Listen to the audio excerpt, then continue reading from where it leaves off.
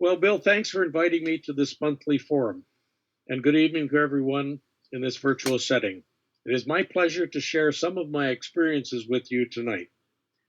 As the title suggests, I have been in this game helping search for bits and pieces of our aviation history for over 35 years. And through hindsight, I have found some common threads that I hope to share with you tonight. Before getting into those and showing some of the searches I've been on, I assume not everyone knows who I am and how I evolved into searching for lost aircraft. To correct the record, I am not an astrophysicist. My profession is much closer to the Earth. I'm a geophysicist. So let's start with a quick summary of them. Next. First, I'm a displaced Yankee, born in a small town in upstate New York. Very early on, I was in camping, hunting, fishing, running a trap line, and even scuba diving in local lakes. A small, nearly abandoned local airport with a grass runway was to me a place to explore. I also got hooked on native Indian archaeology, finding and digging up and recovering some remnants of a seasonal native fishing camp along the Susquehanna River.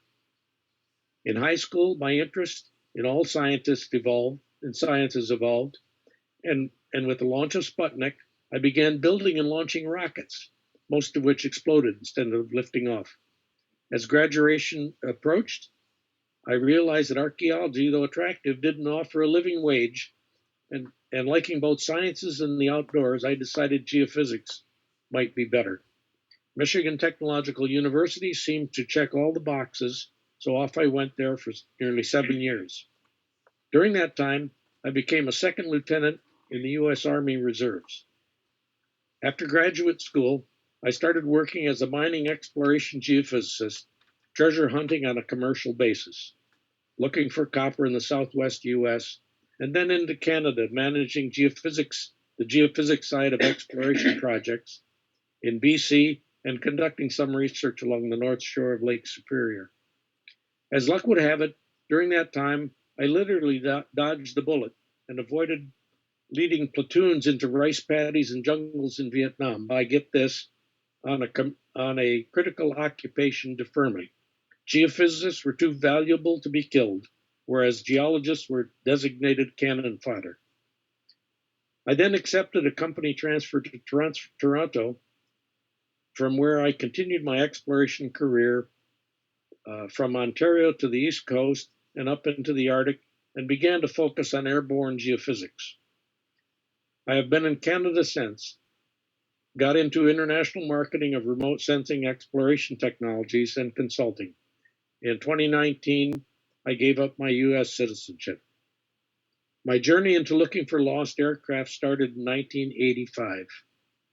Since then, I have been on something like 18 expeditions, which resulted in locating 8 aircraft, and of these, 3 were recovered.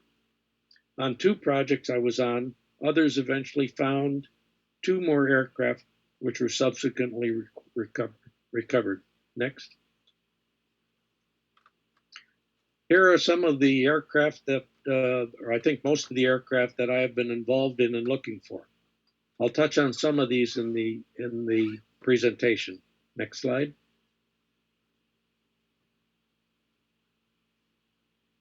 And then the next. Yeah. No, back. My involvement is or was not only on the search team as a search member, but also doing research, project planning, acquiring technology, fundraising, public relations, and taking on some speaking engagements. I've also advised and consulted on other searches, such as the search for Steve Fawcett's decathlon in the Sierra Nevada mountains in California, a King Cobra Lend-Lease aircraft in Alberta bound for the Russian front, and a Sikorsky S-39. I even have been involved in the application of geophysical methods to map Oak Island tunnels, searching for Yamashita's buried hoard in the Philippines, and purported trunks of gold in Mexico, all potential geophysical targets. All in all, my journey has been a rewarding experience. I should add that I always considered my involvement as only part of a team, one cog in the wheel, at times perhaps a critical component, and other times just a donkey. Now on to a few of these projects, starting with the Lost Squadron. Next. In 1985, I got a call from out of the blue from Joe Tuttle in Seattle, who got my name from the Geological Survey of Canada. He had called them looking for someone with expertise in using geophysical methods in the Arctic. His desire to find a fleet of aircraft just likely 50 feet below the snow in Greenland and needed advice on what equipment to use.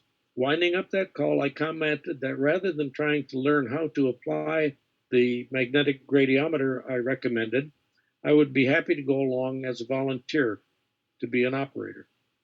He politely declined. They already had a full team and were about to mobilize. But a few days later, he called back and said they had reconsidered, but had one problem. They don't accept volunteers. They had to pay me. After questioning him on the capabilities of the other team members, I agreed. So off I went on one of the most interesting and rewarding experiences in my humble life, the search for the Lost Squadron, shown here in the 1942 photos. Next slide.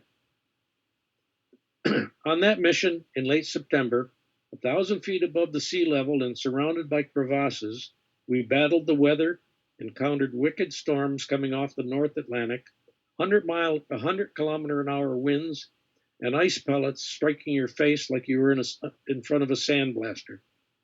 This slide shows some of the environment we were in. I might add that the location is 100 miles from any rescue or habitation. It was a good team, and although I had asked about their skills and experience before joining, I found out that Joe was a Vietnam vet trained in jungle warfare. The medical team member was a 65-year-old overweight gal who had had a heart surgery 6 or 8 months before. And the project chief was experienced in recovering aircraft in the Arctic, but was a total loner with little or no management expertise. And the other chap, who had been on the ice cap before, was acclimatized more toward his home climate in Georgia. Luckily, we survived, but only after analyzing the data once I got home, I managed by sheer luck alone to see one of the B-17s, not less than 50 feet, but 5 times that at 250 feet, or 58 feet. That hand-drawn data is shown here on the left. Next. 2 more expeditions followed. In the last one, and here are some sites from that. In the last one, next, I pinpointed the P-38 Lightning using a modified Canadian-designed and built ground-penetrating radar system that typically is used for shallow mapping in a range of 20 to 30 feet.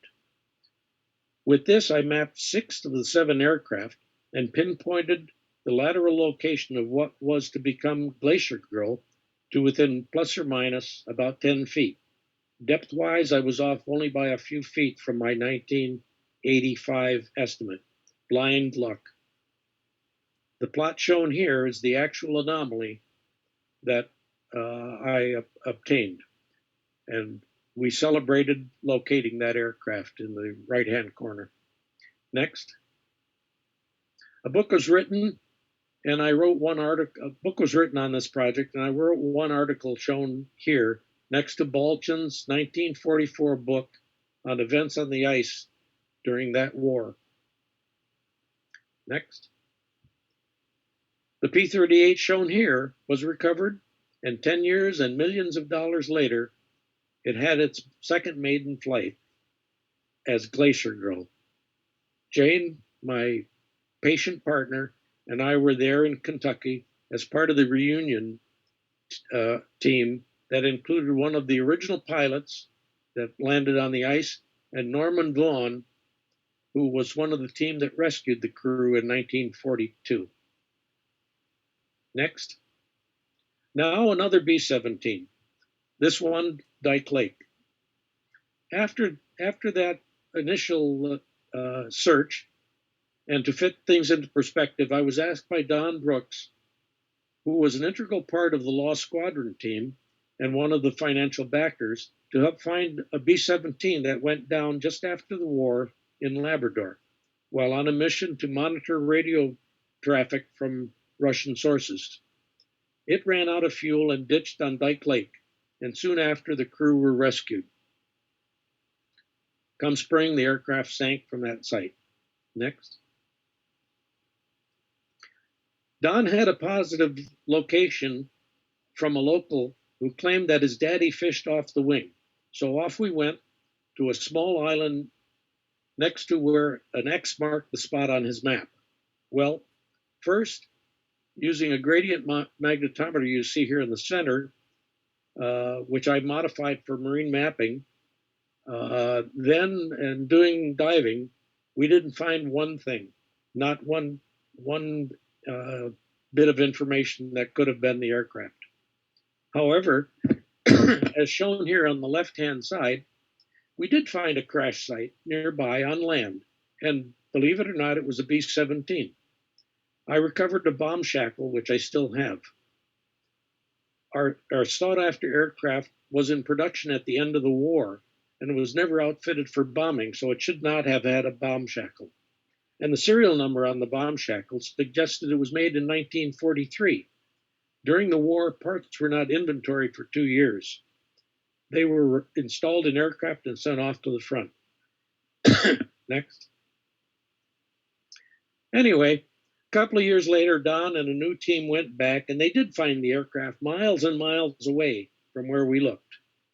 Through monumental effort, it was refloated, hauled about 100 miles to a gravel road, taken apart, lifted on a flatbed, as you see here, and off to Georgia, where it is still undergoing restoration to get it to flying condition. Next. The next one I got involved was to look for the AVRO models in Lake Ontario. We had a good bead on the location because we managed to find one of the original tracking camera operators who we took to the concrete platform where he was positioned, and he clearly pointed to the direction where he saw the aircraft splashing down. So we went out looking for them with side scan sonar and actually found one of the booster rockets. But the bottom geology and zebra mussels conspired to limit our solar capabilities. As a search tool, I wanted to and tried to get a Canadian designed and made Kraken sonar system, but costing around $1 million and used mostly by the military, it was not available to us. So we used conventional towed side scan sonar. Then, as shown in this slide, John Brzezinski, president of a junior mining company, set up OEX recovery group, and they found not one but 3 of the models. I've met with John to see if he might back another iconic aircraft search, and it seems that he's interested.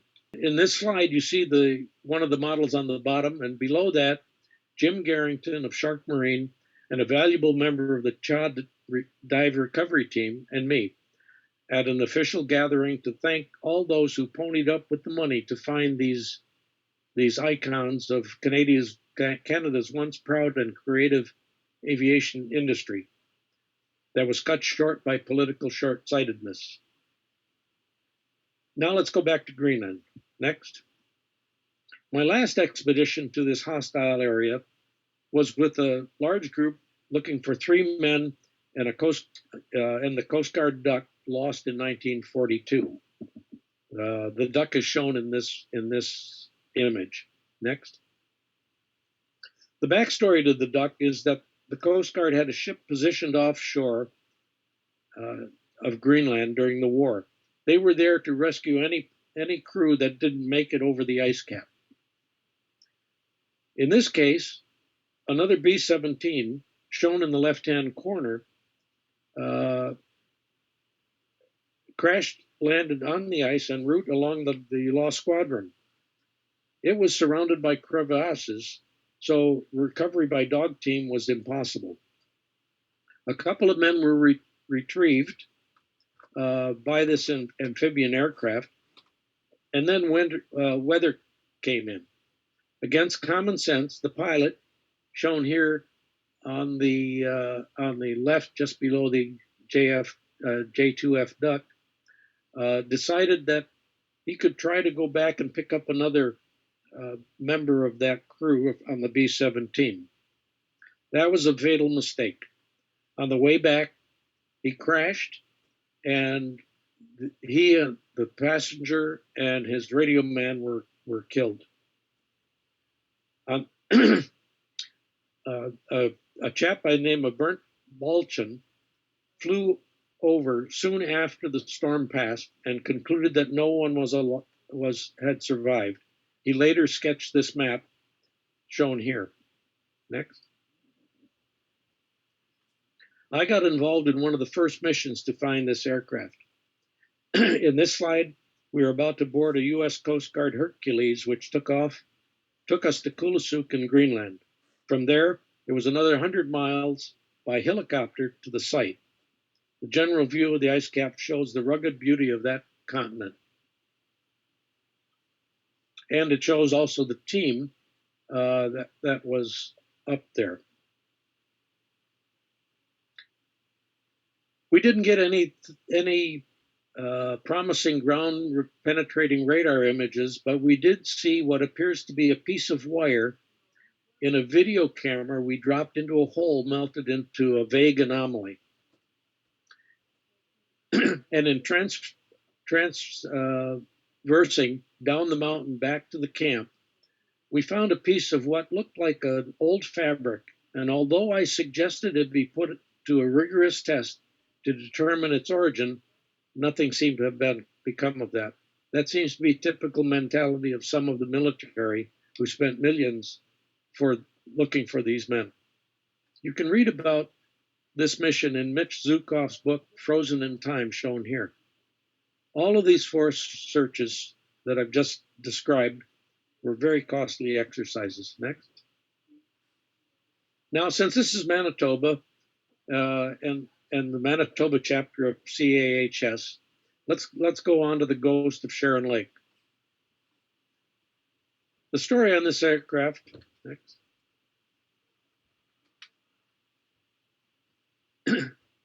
shown here is probably relatively well known. James Richardson purchased a number of Fokker Universals for Western Canada Airways. Several of these were delivered by, guess what? Brett Belton, who we heard about in the Lost Squadron.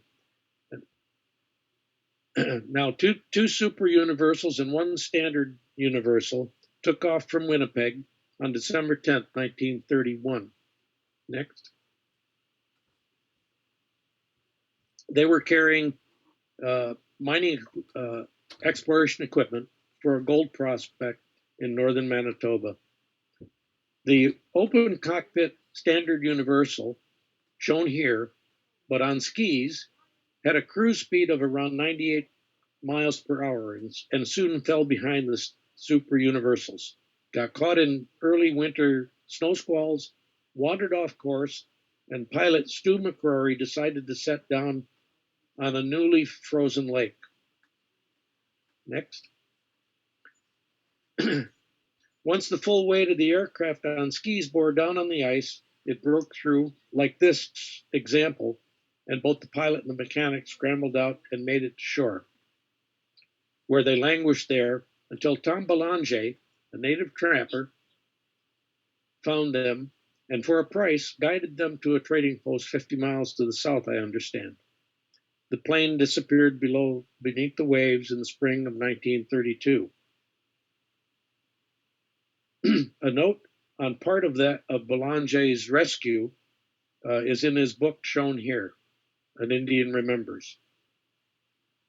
Now fast forward to Western Canada Aviation Museum and George Elliott, who wanted to find and recover the early member of Manitoba's aviation history. Next. First a sidebar.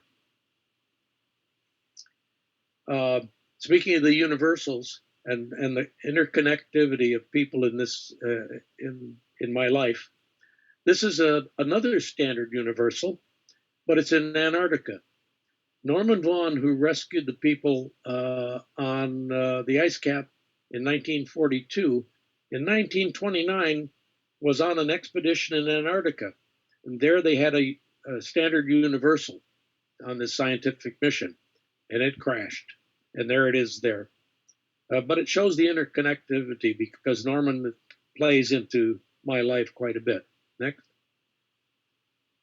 Now for the searches that took place.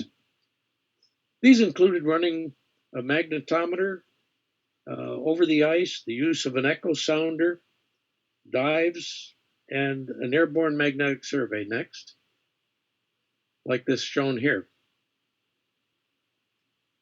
Next. As I understand, scanning sonar was also tried by, I think, Pat, wasn't it? And they began using metal detectors. Next. In 2002, Ken McMillan and I got involved through Pat, and we were added to the crack team led by Pat Madden, who was an RCMP dive expert with the RCMP. And Ed Spaulding was another part of the team, who was also an accomplished archaeological diver. And Gordon Nowicki, associated with the museum and I think then retired from Air Canada. Later, Air Transport crash investigator John Garstang joined us. Ken brought his side scan sonar and marine expertise, I exploration oversight, Pat and Annette dive expertise and management, Gord an impressive logistics capability and fix anything background, and later on John is expert in aircraft science. There was a lot of cross-fertilization and creative thinking between everyone involved. And let's not forget the most critical contribution. Let's see, we have an intruder here. Given by George Richardson's financial support and the moral support of the museum. We mobilized out of Winnipeg and moved everything to a fishing camp on Charron Lake via Selkirk by float plane. There's no road access to this pristine northern lake.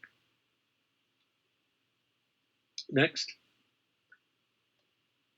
I created this, what I would call a probability map from the information I came across. Basically, it involved trying to second guess what was going on through the pilot's mind when he decided to land and I looked at the weather at that time of the year. The highest probability obviously was on the east side of the lake. Next. From that, we began our grid surveys, playing the sonar fish off the back of and motoring about 3 kilometers an hour along lines 100 meters apart while watching the data come in and maintaining the sonar fish at about 20 feet off the bottom and trying to avoid any obstacles. Next. Okay. Next. There we go. That's some of the operations off the pontoon boat. Next. The initial survey along the east side of the lake drew blanks. So the search was expanded and ultimately covered almost the entire lake as shown on these maps. Next. We did have one hit, which I called a false hope, when we mapped this intriguing image in the mid lake. And coupled with this omen, which is it's hard to see perhaps, it's a white pelican floating on the site. So I thought we had the aircraft. A drop camera, however, proved otherwise, and that's the image that we have underneath the two others. Next. During one mission, both Annette with a metal detector and I independently searched the east shore for any evidence of the campsite, where McCrory and his mechanic languished for nearly 10 days. I did find a rusty sardine can with a hole poked in it and stuck on a fallen pine tree. Could that have been the campsite? That's shown in the that center image. Maybe it was. Next. Finally, in 2005, and based on Ken's intuition, we returned to the area that was a juncture between subgrids. And as fate would have it, Ken's equipment picked up the first image. Next. Oops. The first image of the ghost in an area covered by the probability map. We simply had missed it in a gap of the data during turnaround maneuvers. Next. Here are some detailed images that we were able to record of that aircraft. Unmistakably, the aircraft we were looking for. Next. At this point, the activity went into high gear and recovery plans took over. The depth exceeded the safe diving limits for conventional divers, so Pat Madden arranged for the Canadian Amphibious Search Team and some RCAF SAR divers who were certified and equipped for deeper diving. Next. Pat and Gord arranged for a pontoon barge to be designed and brought in as a work platform with a center point winch to be where we could bring up parts of the aircraft, and for a shore-based crane to be designed. We also had a videographer involved to record everything.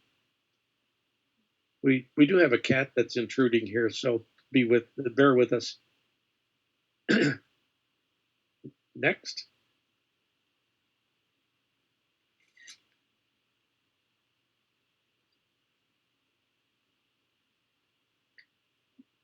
Pat and prior to any of the diving, Pat and Ken arranged for commercial ROV pilots and equipment to be brought on the site to do a visual survey of the aircraft and the underwater conditions. Next. These are some of the details of what the ROVs saw. Next. John Garstang came on board and created this 3D model of the aircraft, which was used to help divers locate where cuts on the airframe would have to be made so it could be brought up in pieces. This was critically important since the aircraft was at a site of low light due to its depth and the tannic content of the water impacting on the visibility. But also, the bottom was of fine silt, so any diving created clouds at the slightest disturbance. Next. Everything panned out quite flawlessly, actually. Challenges did crop up, but immediately were handled by our resourceful team. Here you see the constructions of the platform where we worked off of the barge, and then a shore crane which was designed and anchored to the rocks there. Next. The divers were brought in, and we prepared to do the dive. Next. They first brought up a few of the pieces that had either taken off or fallen off the aircraft. Next. Then the The heavy engine was floated off the bottom with lift bags to a shallow nearshore site where we had the crane. It was then brought out of the water onto the barge, nearly breaking the lift crane on the pontoon boat, but it luckily got on board. It and the lighter sections of the airframe next. Oh, yeah, there we go. Were brought up and brought back to camp, where they were treated with an oxidation inhibitor, and were prepared for lift off the lake by 17 wing helicopters. Next. Here we see the helicopters and the preparations to lift them. And now I say the rest is history. They got back to Winnipeg. Next. There. And we're being prepared for display now. As I understand it, they will become one of the center points of the museum, the new museum, and will be a very, very fitting memorial to James Richardson as a pioneer in aviation in Canada, and to his son George, who saw the value in finding the aircraft he played around as a youth, and to his family's generous contributions to the people of Manitoba and to Canada at large. Now some brief comments on a couple other projects you might be interested in. Next. Next. Oh, there was some media output, of course, on that. And there's one article I wrote. Next. Now, I should add that, I counted up a total of at least 18 missions over 32 years, hundreds of people involved, hundreds of thousands of dollars spent, and thousands of man hours of research, organization, and mission time. The result? One rusted 1928 Fokker Standard Universal, but in my estimation, the cost, priceless. Now next. Now on to a couple others. This is an interesting one, and it's a Russian DBA.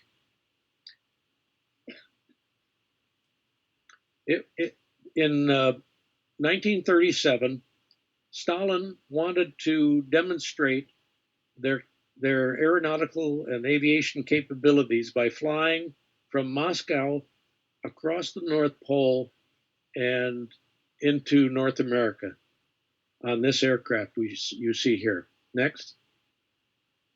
There's the route that they had planned to follow. Stalin also wanted to demonstrate to Adolf Hitler that the Russians had the ability with a heavy bomber to bomb Berlin if that ever crossed their minds. The flight of six with a crew of six and a cargo took off, and many hours later crossed the North Pole. And at about 200 miles past the pole, the last radio communication with them was reported. They had reported that they lost one engine and were losing altitude. Then silence. We believe it splashed down in this area shown on the right-hand map, just off near Prudhoe Bay. Next. Once it crashed, a large U.S. and Russian marine and shipborne search described in these two publications kicked in, but no tangible evidence was ever found. Before I got involved, next, let's see what that is. Oh, yeah, that's good enough. Before I got involved, a professor at the University of Alaska used the sled-mounted magnetometers over the ice ridges offshore, but did not find any evidence of this, nor I don't think would they ever. Now, in this project, we are still looking for a major benefactor, perhaps an oligarch in Russia, to finance a search in this area that we've shown, but so far we've not been lucky. Now, as a sidebar to this, I've shown in this slide here an armchair investigator in the U.S. by the name of Alan Hyatt is claiming to having identified the parts of the N209 in the Brooks Range of Alaska using, I believe, Google Earth. The Brooks Range is on the intended flight path of the DB-8. It's very hard to see that on the image there, but he's got on that next, I think. Yeah, next. On this image here, which we're focusing in on, these are the parts he claims to have seen from Google Earth. I don't think that's at all possible. As it turns out, Ron Sheardon, who's a skilled bush pilot and a colleague of mine, and others have flown over that same area many, many times and have never seen any wreckage there. So this is a continuing saga. Next. The next one is a C-54 Skymaster and a Cessna 310. The Skymaster, operated by CP Air, was taking part of Operation Hawk, which you see, Operation Hawk, bringing UN and military personnel to Japan during the Korean conflict. On July 21st, 1951, on its flight from Vancouver to Anchorage, along the flight path shown, they disappeared about 80 miles north of Juneau. The weather that evening was heavy rain, icing conditions, and visibility was only 500 feet. 3 months of land, air, and sea search failed to find any debris. Now, years later, in 1972, another aircraft operated by Pan Alaska Airways was flying a Cessna 310, flying along the same flight path, but heading south to Juneau, and it disappeared. That date was October the 16th. It was carrying 2 U.S. congressmen, including the Speaker of the House, Hale Boggs. Weather reported then was drizzle, fog, low clouds, and icing conditions. The official searching covered 45,000 square miles of the ocean and in the mountain ranges. Nothing was ever found. As was noted, both of these aircraft were flying at night and during icing conditions. Next. Now, in 1976, an environmental sonar survey being done for Atlantic Richfield produced this analog record you see on the right. The contractor failed to report those 2 images, but a year later, under review by government geophysicist Dennis Thurston, these 2 images were noted and analyzed, the larger showing dimensions consistent with the Skymaster. Much later, I got involved with Dennis on the DBA search, and we discussed this as another potential project. We concluded that not only was this the CP flight, but the smaller one and less distinct image near it could be the Cessna. So we were sure this was the DC-4 or the Skymaster. I pegged the certainty to be about 95%. We then made plans to verify this, and we got enough money together to mount the search. Next. There were others who were interested in this, and in 2017, the U.S. Coast Guard passed the site and spent a short time looking at the smaller image using a scanning sonar system and a remotely operated vehicle. And they took one of the videos, a shot of which is shown here. The image on the right, they classified as inconclusive, but likely man-made. Next. Then, this year, in June, the Fallen American Veterans Foundation, led by Lou Sapienza, who I had the pleasure of working with on other projects, including the Lost Squadron, had funds to task an oceanographic ship passing through the area where they spent 12 hours with their multi-beam sonar, a technology far more advanced than that was used in 1976.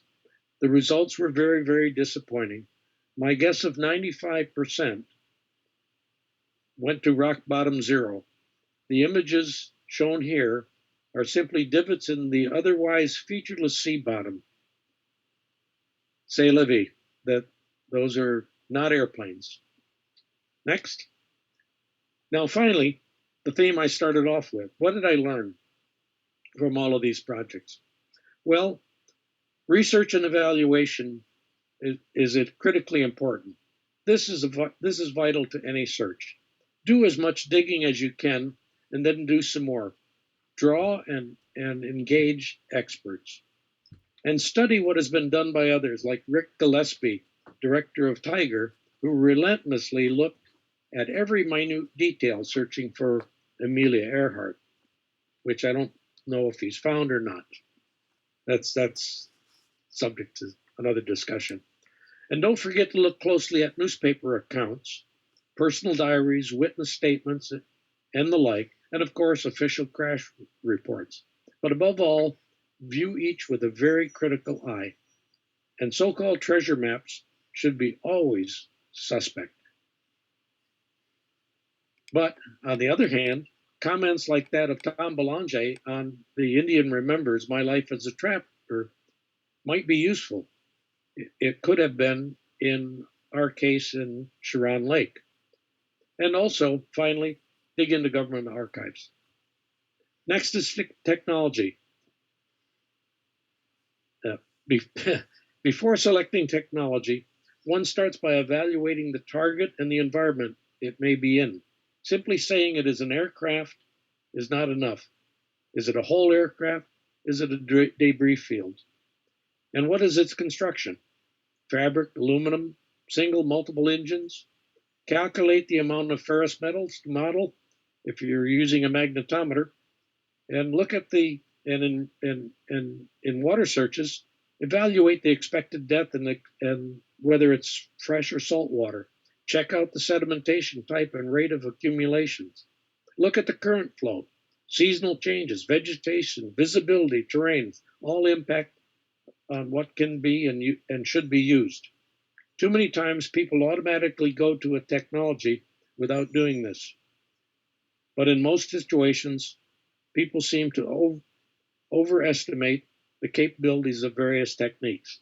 And do look at new technologies like the AUVs, which we're now using complements of Jim Garrington with his AUV technology. Bottom line on technology is to understand its strengths and limitations, strive to use the best you can afford, and properly apply it, leaving it in the hands of experienced operators. Now, teams and expertise. Not everyone can do every job, so several people are usually needed to cover every base. But that said, everyone will likely be called on to do things outside their experience zone. The team leader is critical, and he or she needs to keep the project moving forward and keep everybody happy. Each member of the team should be the type who are resourceful and can brainstorm and solve inevitable problems that will crop up. And everyone on the team should have a thick skin and be able to work together, particularly when things go south, which is they invariably do. And keep the team compact. Having 20 people like we did on the search for the Grumman duck on the ice cap was a tremendous waste of money and ends up with people standing around as spectators and draining resources. There are several good examples, but the search for the ghost probably represents the epitome. Everyone had their role and could cross boundaries when needed, and everyone pitched in. And the others, in other searches, good intentions don't really cut it. Then planning. This is vitally important. Know well in advance what you expect to do on a search and what happens after. That should include some idea of follow-on steps, such as making a positive ID of any potential contact, conducting a proper site survey, engaging other authorities such as the military, if it is a military aircraft, and a coroner's office if bodies are on board, and thinking about recovery and having plans for media coverage. These are all important. Try to cover all these bases before heading off on the project. And one of the most critical things is funding, of course. I don't have to mention that too much, but it's important to have major contributors. Having charitable status would help in some cases, but if you're very rich, I don't think that really matters. I think it's important to go and tap on as many of high income earners as you can. But forget the Bill Gates crowd. They don't seem to be interested. I tried repeatedly to scale the scale the barriers put around Paul Allen, who was the co-founder of Microsoft and a vintage aircraft collector. I finally found a direct route through Robert Kraft, his director of undersea research, and who was in charge of Vulcan's survey vessel. Then, as luck would have it, Paul Allen died. I am currently trying to resurrect my contact with Richard Branson that I had years ago in respect to the method I derived for mapping unexploded landmines, but that didn't work out. Years ago, I met with two of his directors in London on another project and met Branson himself here in Toronto on another project. But still, it is enormously challenging to get close and personal with people like him, but I still try. Now, the final thing was dedication and experience. What can I say about this? In spite of what we might hope for any search, it will drag on, and only with a core of people who keep plugging away and saying, well, maybe next year we will be successful. Will there be any chance to find your elusive target? Finally, I have learned that serendipity plays an important role. One must acknowledge that this is a treasure hunt. When all the stars align, we have a better chance, but Lady Luck must be on our side at all times and at each turn. And all of the above lessons are intimately connected to one another on any project. Now, finally, here are some of the present and future projects. Currently, through the Canadian Harvard Aircraft Association, or CHA, I'm part of active initiatives to find a Mustang crash site, a swordfish, and a sea fire in Lake Ontario. And if the gods shine favorably on us, also a Kitty Hawk and its pilot in the St. Lawrence. And I am trying to help as much as I can in supporting Carl Karsgaard's efforts to recover another Halifax in Europe. If anyone is leaning toward supporting this, please do so. I encourage you to contact the Canadian Harvard Aircraft Association dive team and Carl Karsgaard and his Halifax 57 rescue. Next. Oh, and this is a shot of our search looking for the Mustang and one of the AUVs for those who are interested. Okay, next. So that about winds it up. I hope I haven't bored anyone to sleep. I'd like to thank Bill for inviting me, and most of all, thank those who helped in any way to preserve parts of our aviation history. And in particular, I'd like to thank the Richardsons, Pat Madden, Gordon Nowicki, who were such integral components on the GHOST team, and Ken McMillan, whose expertise and dedication was beyond the call of duty, and to Jim Garrington, who is an active contributor to CHA, and to all those who take part in the recovery of search initiatives like this. If anyone listening wishes to go a bit further, try to make some donations or encourage others to do so.